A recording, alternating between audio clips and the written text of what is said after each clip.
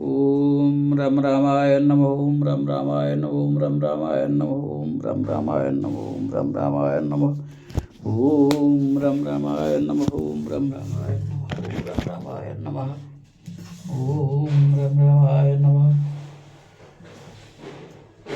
दुष्ट राजा मानक दुर्वचन शुणी राणी और सीता उभय एवं विधाता कौन करवटी बोली चिंतार पड़गले। राजा मान कथा शुणी लक्ष्मण आखि तराटी चाहि चारिआड़ को चाहूता किंतु राम भय किछि कहि पार न थांती। अरण्य नयनो भ्रुकुटी कुटिल चित्तवतनुपन्न सकोप मनहु मत गजगन निरखी सिंह किशोर ही चोप। तांक नेत्र रक्तवर्ण होगला। दुर्लता वक्र दिशिला। से क्रोधित हो राजा मान को चाहिए। मनहेला मदमत हस्तीमान पल को देखी सिंह शिशु मन रे विपुल उत्साह आसीगला कि खर भरु देखी विकलपुर नारी सब मिली देही महिपन्न गारी ते ही अवसर सुनिश्य धनुभंगा आयो भृगुकुल कमल पतंगा। कोलाहल देखी जनकपुरीर नारी माने व्याकुल हो गले। समस्त मिसी खलराज मान को गाड़ी देवाक लगिले। ठीक एतिक बेले शिवधनु भांगिवा शब्द शुणी भृगुकुल कमलर सूर्य परशुराम आसी सेठारे पहुंची गले। देखी महिप सकल सकुचाने पाच झपट जनु लवलुकाने गौरी शरीर भूति बल भ्राजा भाल विशाल त्रिपुंड विराजा। बाज पक्षी झांप मारिले गुंडुरी चढ़ी जेपरी भୟରେ लुचि जाए तांकु देखु देखु सबु राजा सेहीपरि भयभीत होइगले। तांकर गौर शरीर उपरे मनोहर विभूति भूषित होइथाए एवं विशाल ललाट रे त्रिपुंड शोभा पाउथाए। सीसा जटा शशि बदन सुहाओ ऋषभ कचुक अरन होइयाओ। भ्रुकुटी कुटिल नयन ऋषराते सहज चित्तवत मनोहरी साते। शिरे जटा सुंदर मुखचंद्र क्रोध हेतु ईषत रक्तवर्ण हो आए। भ्रूलता कुटिल एवं नयन रोष हेतु लाल हो जाए। से सहज स्वाभाविक भंगी चाहूले क्रोधर सूचना मिल जाए। वृषभ कंधरु बाहु विशाला चारु जने उमाल मृग छाला कटी मुनि वसन नोई बांधे धनु सरकर कुठारु कल कांधे। वृषस्कंद समान उन्मत पृष्ठस्कंद विशाल वक्ष ओ भुज सुंदर यज्ञोपवीत रुद्राक्षमाला ओ मृग चर्म पिंधती। कटिरे मुनिसुल्लभ वस्त्र बल्कल एवं दुईटी तृणीर बंधा जाइए। हस्तरे धनुर्बाण ओ सुंदर स्कंदरे विराट फार्सा धारण करथांती। शांत बेशु करनी कठिन बरनी न जाई स्वरूप धरी मुनि तनु जनु वीर रसु आयु जह सब भूप। शांत वेश किंतु कार्य बड़ कठोर तांक स्वरूपर वर्णना करी हेउ नाही। सत्य जेपरी साक्षात वीररस ही मुनि शरीर धारण करथाए। जेउठी राजा माने ठुल होइथिले से ठीक सेठी कि चली आसिले। देखत भृगुपति बेशु कराला उठे सकल भय विकल भुआला पीतु समेत कही कही निज नामा लगे करन सब दंड प्रणामा। परशुराम का भीषण रूप देखी राजा माने भय कातर हो ठिया हो गले एवं पिता नाम सहित निज निजर नाम कही निज निजर परिचय दे समस्ते तांकु दंडवत प्रणाम कले। जे ही शुभाय चित्त वही तू जानी सोचा नई जनु आई खुटानी जनक बहोरी आई सिरुनावा सिय बुलाई प्रणाम करावा। परशुराम हित इच्छा बा स्वाभाविक रीति जहाँ चाहिए से भी भाविला मो आयुष पूरीगला। जनक आसी तांको प्रणाम कले एवं सीता को आनी प्रणाम कराइले। आशीष दिन सखी हरसानी निज समाज लई गई सायानी। विश्वामित्र मिले पुनियाई पद सरोज मिले दो भाई। परशुराम सीता को आशीर्वाद देले। सखी माने खुशी हेले एवं सेठारे बेसी समय रहिबा ठीक हेब नाही जानी से चतुरी सखी माने सीता को धरी आपण मंडली को चलीगले। तापरे विश्वामित्र आसी साक्षात कले एवं राम लक्ष्मण दुई भाई को आनी तांको चरण कमल रे लुटाई देले। राम लखन दशरथ के ढोटा दिन्य देखी भल जोटा। राम ही चितई रहे थकी लोचन रूप परमार मन मद मोचन। विश्वामित्र कहले एही राम और लक्ष्मण हेउछन्ति राजा दशरथंकर पुत्र। अति सुंदर दिशुवा से दुई भाई को परशुराम आशीर्वाद कले। कामदेव मद को भी मर्दन करुवा श्रीरामंकर अपार रूप देखी तांको नेत्र स्तंभित हो गला। बहुरी बिलोकी विदेहसन कहु काहती भीर। पृछत जानी अजान जिमी व्यापेउ को शरीर। तापर सब आयोजन देखी जानी भी न जानी परी हुई जनक को पचारे एठारे एते भीड़ कहीं होइछि। एतिकी कहु कहु तांको शरीर क्रोधर छाया खेलीगला। समाचार कही जनक सुनाए जे ही कारण मही पस बथाए। सुनत बचन फिर अनत निहारे देख चाप खंड मही ढारे। राजा मानकर आगमन कारण कही राजा जनक सकल समाचार शुणाई देले। जनक कथा शुणी परशुराम अन्य आड़े चाहि दियंते तो देखिले शिवधनु दुई खंड होई तले पड़ी। अति रीस बोले बचन कठोरा बहु कहु जड़ जनक धनुष कई तोरा।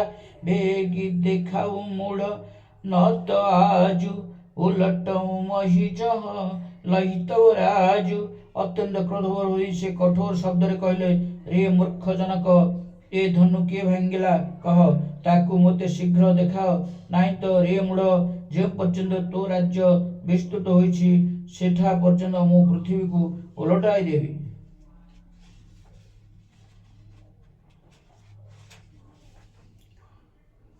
अति डरु तरु दत्तन रूप नाही कुटिल भूपर से मन माही। सुर मुनि नाग नगर नर नारी सोच ही सकल त्रास और भारी। राजा अत्यंत डरीगले से किसी उत्तर दे पारे नहीं। या देखी खल राजा माने खुशी हो गले। देवता मुनि नाग नगरवासी नर नारी समस्ते चिंतार पड़गले। समस्त हृदय छानिया पशिगला। मन पछिताती श्याम हतारी विधि अबहु संहारी बात विगारी। भृगुपति कर शुभौ सुनिशिता अर्ध निमिष कल्प समबीता। सीता माता मने मने पश्चाताप करथांती हाय हो जाइथिबा कामटा को विधाता एबे बिगाड़ी देला। परशुराम स्वभाव शुणी सीता को अर्ध निमेष भी कल्पे परी लगिला। सभय बिलोके लोग सब जानी जानकी भीरु। हृदय न हरसु विषद कछु बोल श्री रघुवीर। समस्त भयभीत हो गले देखी एवं सीता मध्य डरी गले जानी हृदय कौन हर्ष व विषाद न देखी विषाद न रखी श्रीराम कहले मासा पुराण नवम मिश्र। नाथ शंभुधनु भंजनिहार्य होई के एक दास तुम्हारा। आय सुकाह कहिय कि न मोही सुनिरी साई बोले मुनि कोई। हे नाथ आपणकर कहीं जड़े सेवक ही शिवधनु भांगी आपणकर कौन आज्ञा मते कहूना कहीं यह शुणी क्रोधी परशुराम अधिक क्रोध होई कहले सेवक सोजो करई सेवकाई अरि करनि करी करिय लराई सुनहु राम जेहि शिवधनु तोरा सहस बाहु सम स्वरिपु मोरा। जे सेवा कार्य करे से सेवक शत्रुर कर्म करवा अर्थात युद्ध चाहिए तेणु हे राम शुण जो लोक शिवधनु भांगी से हूँ मोर सहस्र बाहु अर्जुन समान शत्रु सो बिलगाऊ बिहाई समाजा न तुम्हारे जय ही सब राजा सुनि मुनि वचन लखनम सुकाने बोले परशुधर ही अपमाने। से लोक यही जन समावेश आसी अलगा ठिया हो नचेत एसबू राजा मृत्यु सुनिश्चित। मुनि वचन शुणी लक्ष्मण टिके मुरुकी हसी दे परशुराम को अपमान देला परी कहले बहु धनु ही तोरी लरिकाई कबहु न शिरीष किन्नी गोसाई एही धनु पर ममता कही हेतु सुनेरी साई कह मृगकुल केतु। हे गोसे पिलादिने आमे एपरी बहुत धनु भांगीछु किंतु आपण तो केबे भी क्रोध करि नाहंती एही धनुटा पाई आपणकर एते ममता काहेकि। यह शुणी भृगुवंशर ध्वज रूपी परशुराम क्रोध होई कहले नृप बालक काल बस बोलत तोही न सभारे धनु ही सम त्रिपुरारी धनु विदित सकल संसारे। अरे राजपुत्र कालर वशवर्ती होइथिबारु तू मुह संभाळी कथा कहूनाहु जो शिवधनु समग्र संसार विख्यात ताहा कौन साधारण धनु सहित समान। लखन कहांसी हमारे जान सुनहु देव सब धनुष समान काछति लाभो जिन धन तोरे देखा राम नयन के भोरे। लक्ष्मण हसी हसी कहले हे देव शुणु आमे जानिबारे सबु धनु समान पुरुणा धनुटाकू भांगिबारे लाभ क्षति हिसाब करुछि किए। श्रीराम तो भूलतारे याकू नुआ धनुटाए बोली भाबिथिले श्रीराम तो भूलरे याकू नुआ धनुटाए बोली भाबिथिले। छुट अटुट रघुपति हुन दोषु मुनि बिनु काज करिय कतरोषु बोले चितई पर सुखी ओरा रे सठ सुनहि शुभाऊ न मोरा। किंतु यह तो छू छू भांगीगला तेणु एथि रघुनाथंकर भी कौन दोष नाही। हे मुनि आपण अकारण एपरी क्रोध करुछंती काहेकि। परशुराम निज भाषा को चाहि कहले रे दुष्ट तू कौन मो स्वभाव विषय जानी ना हो बालकु बोली बदहु नहीं तोही केवल मुनि जड़ जानहि मोहि बाल ब्रह्मचारी अति कोहि विश्व विदित क्षत्रिय कुल द्रोही। मु तते पिलाटाए जानी मारु नहीं। अरे मूर्ख तू कौन मते सामान्य मुनिटाए बोली भाविछु जानी था मु हेउची बाल ब्रह्मचारी मु अत्यंत क्रोधी मु क्षत्रिय कुलर शत्रु रूपे विश्वविख्यात भूज बल भूमि भूप बिनो किन्नी विपुल बार मही देवनरिन्नी सहस बाहु भुज छेदनिहारा परशु बिलोकु मही पकुर मारा। निज भुज बल मु पृथ्वी को क्षत्रिय शून्य कर देछि एवं बहुत थर मु एही पृथ्वी को ब्राह्मण मानक समर्पी देछि। रे राजकुमार सहस्र बाहुर भुज गुड़ाक काटी देथिबा मोर एही पार्श्वा को देखुछु तो मातु पिता ही जन्नी सोच बस करसी महिष किशोर गर्भन के अर्भकदलन परशु मोर अति घोर। रे राजपुत्र तू तो बापा मां को चिंता रे पकाई दियो ना मो फार्सा बड़ भयानक। ए फार्सा माँ पेटर छुआ को भी शेष कर दे पारे। 82 लख नु बोले मृदुवानी। ओहो मुनीषु महाभट मानी। पुनि पुनि मोहि देखाओ कोठारू चहत बड़ उड़वान फुंकी पहारू। लक्षण हसी दे कोमल कंठरे कहले, ओहो ये मुनीश्वर तो निजको विराट योद्धा मन करुछंती। कौन थरक थर कुराड़ी फार्सा देखाउछंती। बोधे पाटी रे फुंकी पहाड़ उड़ेइबाकू चाहुछंती।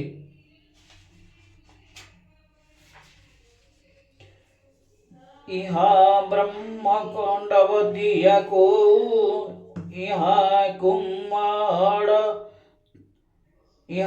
कुम्मड़वतिया को नाही।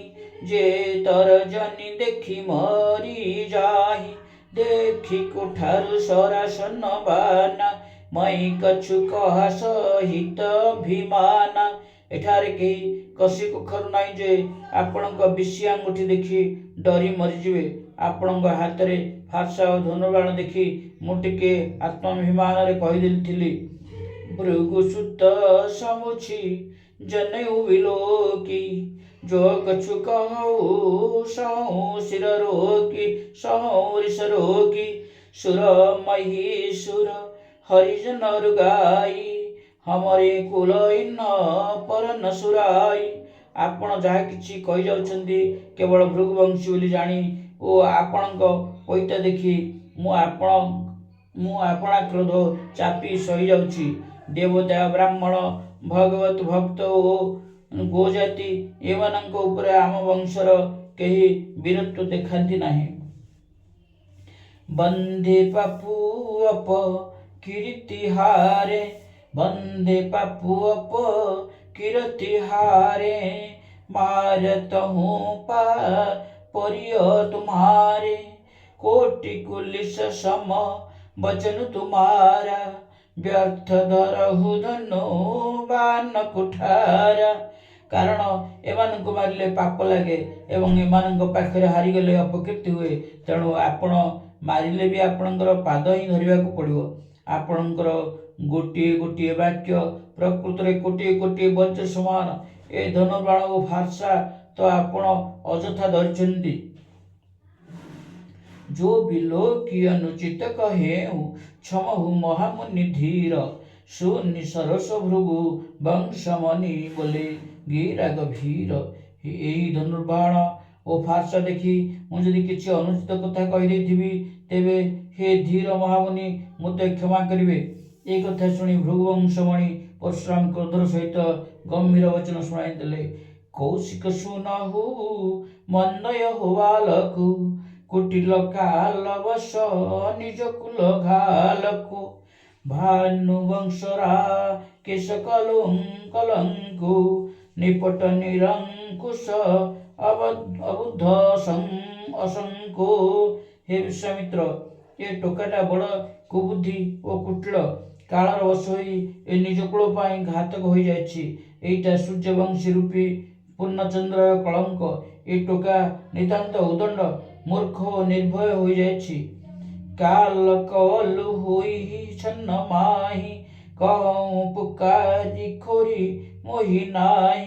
तुम हट कहूँ जोर चाहूँ बारा कही प्रताप कल बोलू रोसु हमारा। एई क्षणी ए काल कबल रे पड़िजिवो। मु समस्तଙ୍କୁ शुणाई कहि दउछि मोते आउ दोष देव नाही। जदि तुमे एहाकु बंचाइବାକୁ चाहुथा तेबे एहाकु मोर प्रताप बल क्रोध बुझाई दे आकट कर। लखन कहेऊ मुनि सुजसु तुम्हारा तुम ही अछत को बर नहीं पारा। अपने मुँह तुम अपनी करनी बार अनेक भंती बहुवरनी। यह शुणी लक्ष्मण कहले हे मुनि आपण निजे थाउ थाउ आपण सुजस अन्य किए वर्णना करिपारिबो। आपण तो निज मोहरे निज कलाकर्म गुड़ाक अनेक थर बहु प्रकार कहि सारे न ही संतोषुत पुनि कछु कहऊ जनिरिषरो के दुसा दुख सहु वीरव्रती तुम धीर छोवा गारी देतन पाऊ शोभा। एते कही सारिया पर भी जदि संतुष्ट होई नांती तेबे आउ जहा अच्छी कही पकांतु। क्रोध संभाली असह्य दुख सहंतु नहीं। आपण वीर व्रतधारी धैर्यवान ओ क्षोभ रहित पुरुष। गाली देवाटा आपणक पक्षरे शोभनीय नुहे। शूर समर कर निकर कही न जनाओहि आपु विद्यमानर न पाई रिपु कायर कथहि प्रतापु। सुरवीरमान युद्ध करी निज शक्तिर परिचय दियंती। सेमाने कथारे कही हुअंती नाही। युद्ध क्षेत्र में शत्रु को देखी भीरु कापुरुष माने निज प्रतापर फुटाणी मारी हुअंती। तुम तो कलो हंक जनोलावा बार बार मोही लागी बोलावा। सुनत लखन के बचन कठोरा परशु सुधारी धरे कर घोरा। देखुची आपण तो खाली बारंबार हांक पकाई मो पई काळकु डाकी चलीछंती। लक्ष्मणकर एही कठोर वचन शुणिदेला क्षणी परशुराम तांकर भयंकर फारसाटी को हाथ रे सजाड़ी धरनेले। अब जनी देई दसु महिलोगो कटुबादी बालको बध जोगो बाल बिलोकी बहुत मई वांचा अब यहु मोर निहार भाषांचा। एबे कहिदेले एवं कहिदेले एथर आउ मते लोके दोष न दियंतु। ए कड़ा कड़ा कथा कहूथिबा टोकाटाई बद्धर ही योग्य। एइटा को छुआ देखी मु बहुत समय जाए बंचाइलेनी किंतु वर्तमान सतरे यार मरण काल आसीगला। कौशिक कहा क्षमी अपराधु बाल दोष गुण गणहीन साधु खर कुठार मई अकरुण कोही आगे अपराधी गुरु द्रोही। उत्तर देत छोड़ो विनवारे केवल कौशिक शील तुम्हारे न तहि काटी कुठार कठोरे गुरही उरी न होते श्रम थोरे। विश्वामित्र कहले अपराध क्षमा करंतु साधु माने पिलांक दोष धरंती नाही। परशुराम कहले हाथ रे मोर धारुआ फारसा पुणे मु निर्दय ओ क्रोधी तथापि गुरुद्रोही अपराधटा मो मुह उपरे जवाब देउछि। एहा सत्वे मु ताको न मारी छाड़ी देउछि। हे विश्वामित्र छाड़ी देउछि केवल तुमरी मर्यादा हेतु नहले एई भयंकर कुठार रे एइटा को काटी देई सामान्य परिश्रम रे मु गुरु ऋणरू मुक्त होई जानती। गाधी सुनु कहे गाधी सुनु कह हृदय हंसी मुनिया हरि हरई सुझ अयमय खंडन उखमय जहू न बुझ बुझ। विश्वामित्र मने मने हसी भाबुथांती मुनि को चारिआडे खाली सबुज देखा जाउछि अर्थात सबुठारे विजय लाभ करथिबारु श्रीराम लक्ष्मण को मध्य साधारण क्षत्रिय बोली भाबुचंती। किंतु ये दुहे हेउचंती लोहार खंड खंडा आखु रसरु तयारी खंड नुहंती जे पाटिरे पकाई देले मिलै जिवो। दुखर विषय जे मुनि ए पर्यंत अबुझा होई रहिछंती से एमानिको प्रभाव बुझी पारि नांती। कहे लखन मुनिशिल तुम्हारा को नहीं जान विदित संसारा माता पिता ही ओरि न भय के गुरु ओरि न रहा सुचु बड़ जी के। लक्ष्मण कहले हे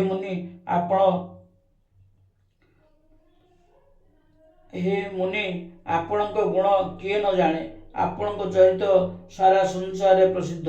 आपण तो पितामाता ऋणरू पूरा मुक्त हो जाइछंती बाकी रही गुरु ऋण से आपण मन रे भारी चिंता। जनो हमर ही माथे काढ़ा दिन चली गए ब्याज बड़दा बाढ़ा अब आनिय हरिया बोली ତୁରନ୍ତ ଦେଉମଇ ଥଇଲି ଖୋଲି। ତାହା ସୁଝିବାର ଦାୟିତ୍ୱ ସତେ ଯେପରି ଆମରି ମୁଣ୍ଡ ଉପରେ ଥିଲା। ବହୁତ ଦିନ ହୋଇଗଲାଣି, ଫଳରେ ସୁଧ ମଧ୍ୟ ବହୁତ ବଢ଼ିଯାଇଥିବ। ବର୍ତ୍ତମାନ କୌଣସି ହିସାବ କରିବା ଲୋକକୁ ଡାକି ଆଣନ୍ତୁ, ମୁଁ ତୁରନ୍ତ ଥଳି ଖୋଲି ଋଣ ଶୁଝିଦେବି। ଶୂନ୍ୟ କଟୁ ବଚନ କୁଠାର ସୁଧାରା, हाय हाय सब सभा पुकारा। भृगु बर परशु देखाओ मोहि, विप्र विचारिब चहु नृपद्रोही। ଲକ୍ଷ୍ମଣଙ୍କ କଟୁବଚନ ଶୁଣି ପରଶୁରାମ ଫାର୍ଶା ଉଠାଇଲେ। ସଭାସଦମାନେ ହାହାକାର କରିବାକୁ ଲାଗିଲେ। ଲକ୍ଷ୍ମଣ କହିଲେ, ହେ ଭୃଗୁଶ୍ରେଷ୍ଠ, ଆପଣ ମୋତେ ଫାର୍ଶା ଦେଖାଉଛନ୍ତି। ହେ କ୍ଷତ୍ରିୟ ଦ୍ରୋହୀ ବ୍ରାହ୍ମଣ, ବିଚାର କରି ମୁଁ ଆପଣଙ୍କୁ ନ ମାରି ବଞ୍ଚାଇ ରଖିଛି। ମିଲନ କାବହୁ ସୁବଠରନ ଗାଢ଼େ, ଦ୍ୱିଜ ଦେବତା ଘରଇ के बाढ़े। अनुचित कही सब लोग पुकारे, रघुपति शयन ହିଁ ଲଖନୁ ନେବାରେ। ଯୁଦ୍ଧରେ ଆପଣ କେବେ କୌଣସି ରଣଧୀର ବଳବାନ ବୀରଙ୍କ ସମ୍ମୁଖୀନ ହୋଇନାହାନ୍ତି। ହେ ବ୍ରାହ୍ମଣ ଦେବତା, ଆପଣ ନିଜ ଘରେ ହିଁ ଆପଣ ବଡ଼। ଏହା ଶୁଣି ସମସ୍ତେ ଏପରି କହିବା ଅନୁଚିତ ବୋଲି ପାଟି କଲେ। ତେଣୁ ଶ୍ରୀ ରଘୁନାଥ ଲକ୍ଷ୍ମଣଙ୍କୁ ଚୁପ୍ ରହିବାକୁ ସଂକେତ ଦେଲେ। ଲକ୍ଷ୍ମଣ ଉତ୍ତର ଆହୁତି ସରିଷ ଭୃଗୁବର, କୋପୁ କୃଷାନୁ ବଡ଼ତ ଦେଖି ଜଲ ସମ, ବଚନ ବୋଲେ ରଘୁକୁଲ ଭାନୁ। ଲକ୍ଷ୍ମଣଙ୍କ ଉତ୍ତର ପରଶୁରାମଙ୍କ କ୍ରୋଧାଗ୍ନି ଉପରେ ଆହୁତି ଦେବା ପରି ହୋଇଗଲା। କ୍ରୋଧାଗ୍ନି ବଢୁଥିବାର ଦେଖି ରଘୁକୁଳ ସୂର୍ଯ୍ୟ ଶ୍ରୀରାମ ସେହି ଅଗ୍ନି ଉପରେ ଶାନ୍ତି ଉଦକ ପକାଇବା ପରି କୋମଳ ଭାବରେ କହିଲେ, नाथ करहु बालक पर छोहु, शुद्ध दुग्ध मुख करिय न कोहु। जो पै प्रभु प्रभाव कछु जाना, तो की बराबरी करत आयाना। हे नाथ, ଛୁଆଟା ଉପରେ କୃପା କରନ୍ତୁ। ଜାଣନ୍ତୁ ସେ ଗୋଟିଏ ଦୁଗ୍ଧପୋଷ୍ୟ ସରଳ ଶିଶୁ। ତା ପ୍ରତି କ୍ରୋଧ ପ୍ରକାଶ କରନ୍ତୁ ନାହିଁ। ସେ ଯଦି ଆପଣଙ୍କ ପ୍ରଭାବ ଟିକିଏ ବି ଜାଣିଥାନ୍ତା, ତେବେ କ'ଣ ସେ ନିର୍ବୋଧ ଆପଣଙ୍କ ସହିତ ପ୍ରତିଦ୍ୱନ୍ଦିତା କରନ୍ତା? ଯେଉଁ ଲରିକା କଛୁ ଅଚଗରି କରହିଁ, ଗୁରୁ ପିତୁ ମାତୁ ମଦମନ ଭରହିଁ। करिय कृपा शिशु सेवक जानी, तुम समशील धीर मुनि ज्ञानी। ଯଦି ପିଲାମାନେ କିଛି ଚଗଲାମି କରନ୍ତି, ତେବେ ଗୁରୁ ଓ ପିତାମାତାଙ୍କ ମନରେ ଆନନ୍ଦ ଭରିଯାଏ। ତେଣୁ ତାକୁ ଛୋଟ ଛୁଆଟିଏ ମନେକରି ଆପଣଙ୍କ ସେବକ ଜାଣି କୃପା କରନ୍ତୁ। ଆପଣ ତ ସମଦର୍ଶୀ, ସୁଶୀଳ, ଧୀର ଓ ଜ୍ଞାନୀ ମୁନି। राम बचन सुनि कछुक जुड़ाने, कही कछु लखनु बहुरी मुस्काने। हंसत देखि नख शिखरि व्यापी, राम तोर व्रत बड़ पापी। ଶ୍ରୀରାମଙ୍କ ବଚନ ଶୁଣି ପରଶୁରାମ ଟିକେ ଥଣ୍ଡା ପଡ଼ିଲେ। ଏତିକି ବେଳେ ଲକ୍ଷ୍ମଣ କିଛି କହି ପୁଣି ଥରେ ମୁରୁକି ହସିଦେଲେ। ତାଙ୍କ ହସ ଦେଖି ପରଶୁରାମ ତାଳୁରୁ ତଳିପା ଯାଏ କ୍ରୋଧାନଳ ହୋଇଗଲେ। ସେ କହିଲେ, ହେ ରାମ, ତୁମ ଭାଇଟା ନିତାନ୍ତ ପାପୀଟାଏ। ଗୌର ଶରୀର ଶ୍ୟାମ ମନ ମାହି, କାଲକୁଟ ମୁଖ ପୟ ମୁଖ ନାହିଁ। ସହଜ ଟେଢ଼ ଅନୁହର ହୀନ ତୋହି, ନିଚୁ ମିଚୁ ସମ ଦେଖ ନ ମୋହି। ଏହାର ଦେହଟା ସିନା ଗୋରା, ହେଲେ ହୃଦୟଟା କଳା। ଏଇଟା ଗୋଟେ ବିଷମୁଖ। ଏ ଦୁଗ୍ଧଖିଆ ଶିଶୁ ନୁହେଁ, ଏଇଟା ସ୍ୱଭାବତଃ କୁଟିଳ। ଏ ତୁମ ପରି ଆଚରଣ କରୁନାହିଁ, ତୁମ ପରି ସୁଶୀଳ ନୁହେଁ। ଏ ନିଚଟା ମୋତେ କାଳ ସମାନ ଦେଖୁନାହିଁ। लखन कहेउ हंसी सुनहु मुनि, क्रोध पाप कर मूल। जेहि बस जन अनुचित करही, चरही विश्व प्रतिकूल। ଲକ୍ଷ୍ମଣ ହସି ଦେଇ କହିଲେ, ହେ ମୁନି, ଶୁଣନ୍ତୁ। କ୍ରୋଧ ହେଉଛି ପାପର ମୂଳ। କ୍ରୋଧବଶ ହୋଇ ଲୋକେ ଅନୁଚିତ କର୍ମ କରି ପକାନ୍ତି ଏବଂ ସାରା ବିଶ୍ୱର ପ୍ରତିକୂଳ ଆଚରଣ କରନ୍ତି, ସମସ୍ତଙ୍କର ଅହିତ କରନ୍ତି। मैं तुम्हार अनुचर मुनिराया, परिहरि कोप करिय बदाय कूट चाप नहीं जोरिह निरिशाने बैठिय होई पाय पिराने। हे मुनिराज, ମୁଁ ହେଉଛି ଆପଣଙ୍କର ଦାସ। ଏଥର କ୍ରୋଧ ତ୍ୟାଗ କରି ଦୟା କରନ୍ତୁ। ଭାଙ୍ଗି ଯାଇଥିବା ଧନୁ ତ କ୍ରୋଧ କଲେ ଆଉ ଯୋଡ଼ି ହୋଇଯିବନି। ଠିଆ ହୋଇ ଗୋଡ଼ ବିନ୍ଧିବଣି, ଟିକିଏ ବସି ପଡ଼ନ୍ତୁ। ଯେଉଁ ଅତି ପ୍ରିୟ ତୋ କରିୟ ଉପାଇ, ଚୋରିୟ को बड़ कनि बोलाई। बोलत लख नहीं जनक डेराही, मस्ट करहूँ अनुचित बल नाही।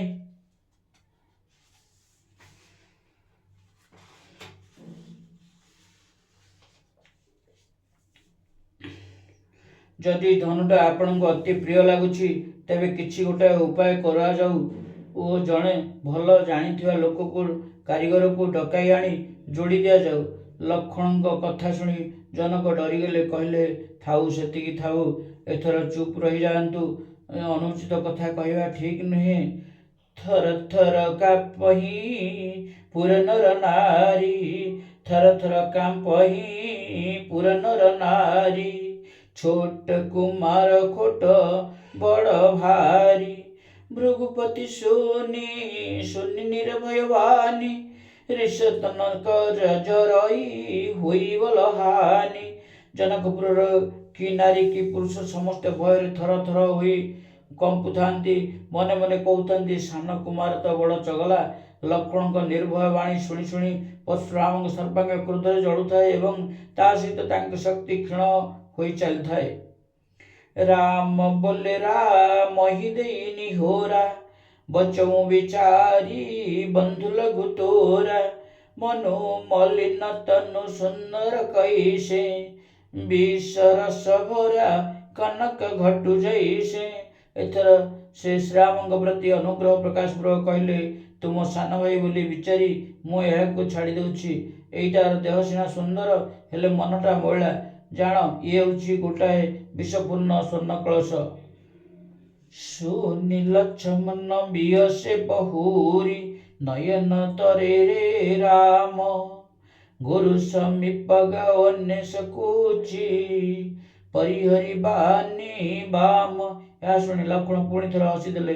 संगे संगे श्रीराम तांको आखि तराटी चाहिए। ता देखि लक्ष्मण कौन प्रतिवाद न करी संकुचित होई गुरुଙ୍କ पाखକୁ ଚାଲିଗଲେ।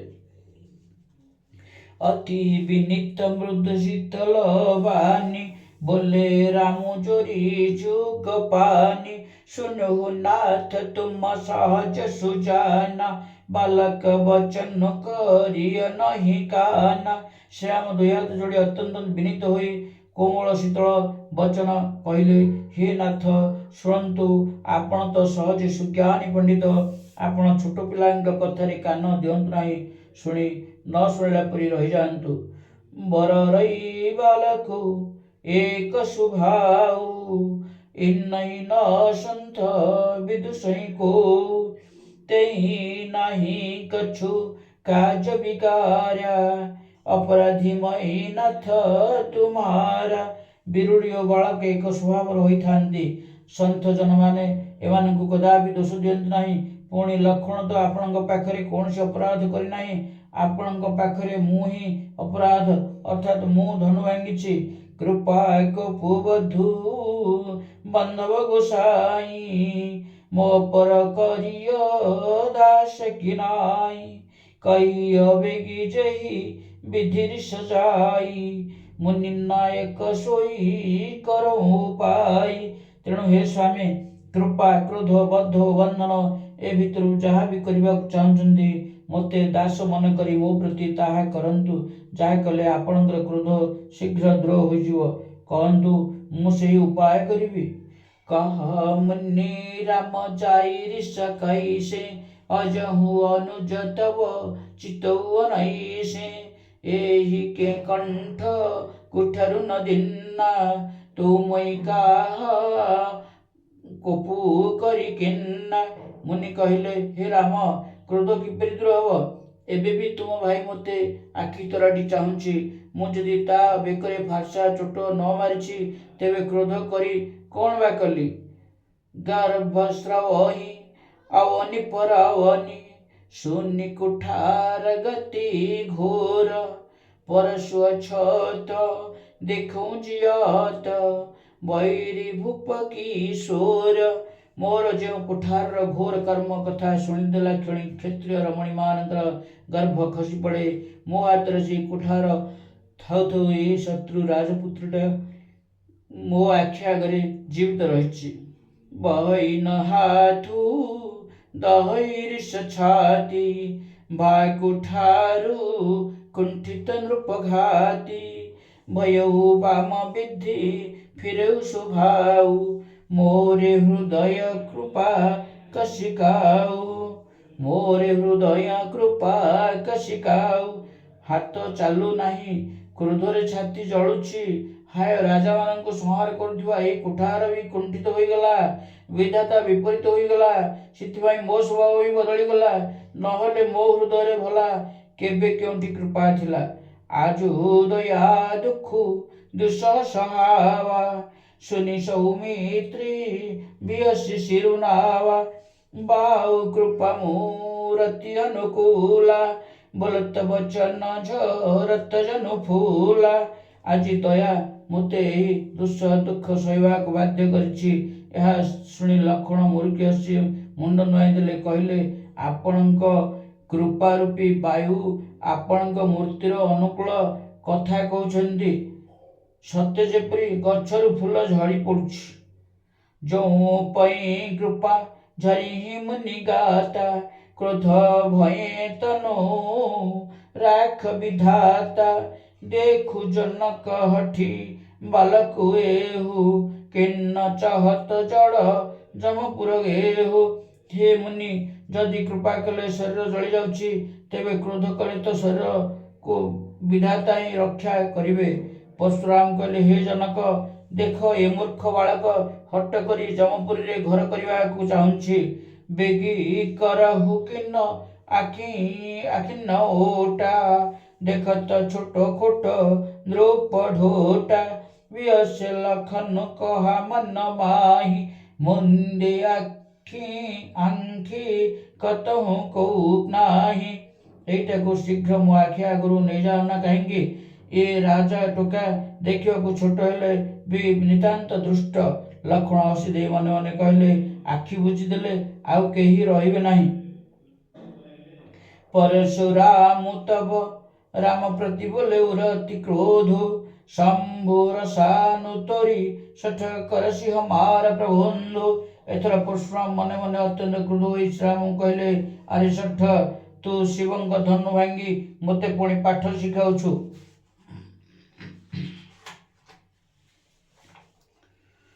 बंधु कहई कटु समत तोरे तू छल विनय कर शिकर जोरे करु परित सु मोर संग्रामा नाही तो छाड़ कहाउ रामा तेणे तो भाई तोरी सहमति रे कटु वचन कहूची आउ तू छलना करी हाथ जोड़ी विनय करुछु पारिउ जति युद्ध करी मते संतुष्ट कर नत तो राम कही हेबा छाड़ी दे छलु तजी करही समरु शिवद्रोही बंधु सहित न तुम्हारा तोही भृगुपति कही कुठार उठाए मन मुसुकाही राम शिरनाए अरे शिवद्रोही छल त्याग करी मो सहित युद्ध कर नहले तो भाई सहित तोते भी मारिदेवी कुठार उठाई परशुराम एणे एपरी आस्फालन कर चली थांती तेणे श्रीराम मुंड नुआई मने मने हसुथांती गुण लखन कर हम पर रोषु कतहु सुधाई होते बड़ दोषु टेढ़ जानी सब बंदई काहू वक्र चंद्र महींद्र सैन राहु श्रीराम मन मन भावुथांती दोष कला लक्षण अथच ये क्रोध देखाउछन्ती मो उपरे केबे केबे सरलता मध्य बड़ दोष हो जाए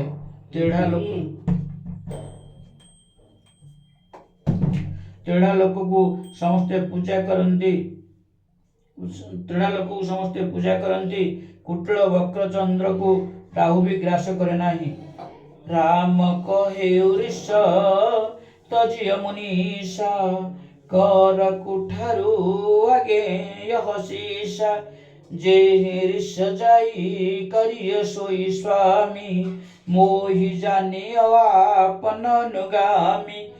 आपरि श्रीराम स्पष्ट रूपे कहले, हे मुनीश्वर, आपण क्रोध संवरण करंतु।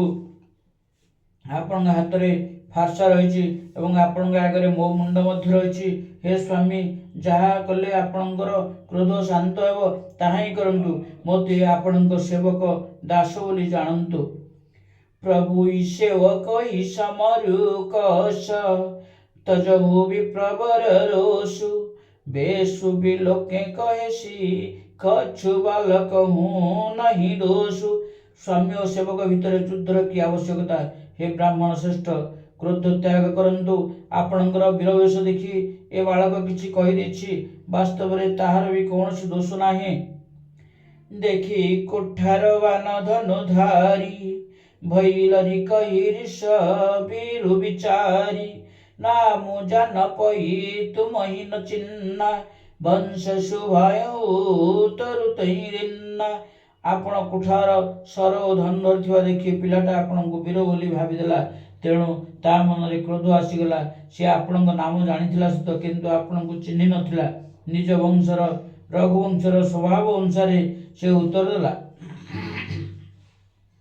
जो तुम औते हूँ मनिकी नाई पदरज शिर शिशु धरत गोसाई क्षमो चुक न जानत केरी चय विप्रौर कृपा घनेरी। हे गोसाई, आपण जदि मुनि भली आसी थांते से बालक तो आपण चरण धूली नहीं मुंडरे लगाई था। अजाणतरे हो जाइथिबा भूल को क्षमा कर दियंतु। ब्राह्मण मानक हृदय अत्यधिक दया रहिबा आवश्यक। हमई तुमई सरीवरी कशिनाथ कहु न कहा चरण कह माथा राम मात्र लघु नाम हमारा परशु सहित बड़ नाम तोहारा। हे नाथ, आमे आपणक सह समान हेबा कौन संभव? कहतु ना, कहीं मस्तक आउ कहीं चरण, कहीं मोर केवल राम, कहीं मोर केवल राम परी छोटिया नाटिए, आउ कहीं आपणकर परशु सहित जोड़ा जाइथिबा बड़ नाम परशुराम। देव एक गुण धनुष हमारे नव गुण परम पुनित तुम्हारे सब प्रकार हम तुम सनहारे क्षमौ विप्र अपराध हमारे। हे देव, आमर एही धनुरे तो गोटे मात्र गुण रही, किंतु आपणकर रही 9टी परम पवित्र गुण सम दम तप शौच क्षमा सरलता ज्ञान विज्ञान और आस्तिकता। आमे तो आपणक पाखरे सकल प्रकार हार मानुछु। हे विप्रवर, आम अपराध क्षमा करंतु। बार बार मुनि विप्रवर कहा राम सन राम बोले भृगुपति सरसहसी तमु बंधु समबाम। श्रीराम परशुराम को बारंबार मुनि और विप्र बोली संबोधन कले। यह शुणी भृगुपति क्रोध होई कहले, तू भी तो भाई परी कुटिल, निपट ही द्विज करी जन ही मोही मई जस विप्र सुनाओ तोई चापश्रु अप्सर आउति जानु कोपु मोर अति घोर कृशानु। तू मते सामान्य विप्रटाय बोली भाविछु ना कौन? तू मते सामान्य विप्रटाय बोली भाविछु ना कौन? मो किपरि विप्र शुणु, मो धनु को श्रुभ, मो स्वर को आहुति ओ मो क्रोध को अत्यंत भयंकर अग्नि बोली जान। समिद्ध से न चतुरंग सुहाई महामहिप बहि पशुआई मई यही परशु काटी बलि दिने समर यज्ञ जप कोटिन किन्ने। चतुरंग सेना होउछन्ति सुंदर समिद्ध, यज्ञ रे जला जाउथुवा काठ। बड़ बड़ राजा माने आसी मो पाखरे यज्ञर बलि पशु होइछन्ति, सेमानंकु मोर एही फारसारे हाणी मु बलि देछि। मु एपरि कोटि कोटि जपयुक्त रणयज्ञ करिछि अर्थात जेपरि मंत्रोच्चारण पूर्वक स्वाहा शब्द सहित आहुति दिया जाए मु सेपरि राजा मानकु डाकी डाकी बलि देछि। मोर प्रभाव विदित नहीं तोरे बोलसी निदरी विप्र के भोरे भंजेउ चापु तापु बड़ बाढ़ा अहमित मन हो जिति जगु ठाड़ा। मो प्रभाव तुते जଣା ନାହିଁ तेणु तू मते ब्राह्मण बोली कही कही अपमानित करछु। धन भांगिदेलु बोली तोर गर्व बढ़ी जाइछि तोर एते अहंकार जे तू जगत जय कला परी ठिया होइछु। राम कहा मुनि कहो विचारी रिसाती बड़ी लघु चुक हमारे छुअतई चुटुट पिनक पुराना मई कही हेतु करई अभिमान। श्याम कहले हे मुनि टिके विचार करी कथा कहंदु आपणक क्रोध बहुत बड़ मो भूल किंतु बहुत छोट पुराणा धनुडा छुँ छुँ भांगी गला एथिरे मु काहेकि अभिमान करिबी। दो जऊ हम निद्रहि विप्र बदी सत्य सुनो भृगुनाथ तौवसको जग सुबटु जेई भयरस नवहि माथ। हे भार्गव मो जदि ब्राह्मण बोली कही सतरे निरादर करुछि तेबे ए निराट सत्यवाणी शुणन्तु संसार रे किए एपरि योद्धा अछि जा पाखरे मु भयर मुंड नुआई देबी। देवतनुज भूपति भट्ट नाना समबल अधिक हो बलवान जय रन मई पचारे को लरही सुखे न कालु के न हो।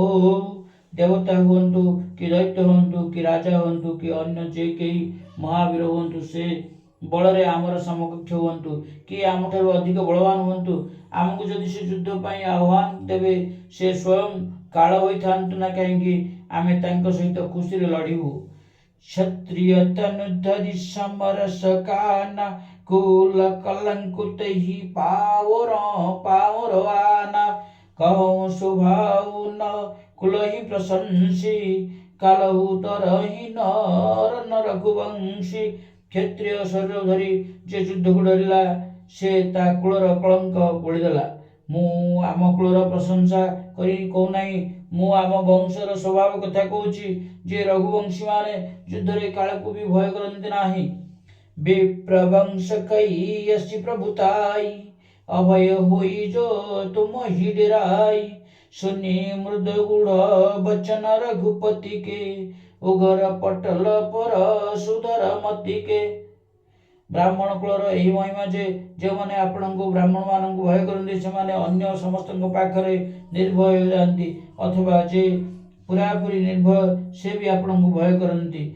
श्री रघुनाथंकर कोमल रहस्यपूर्ण वचन शुणी परशुराम बुद्धिर आवरण खोलीगला।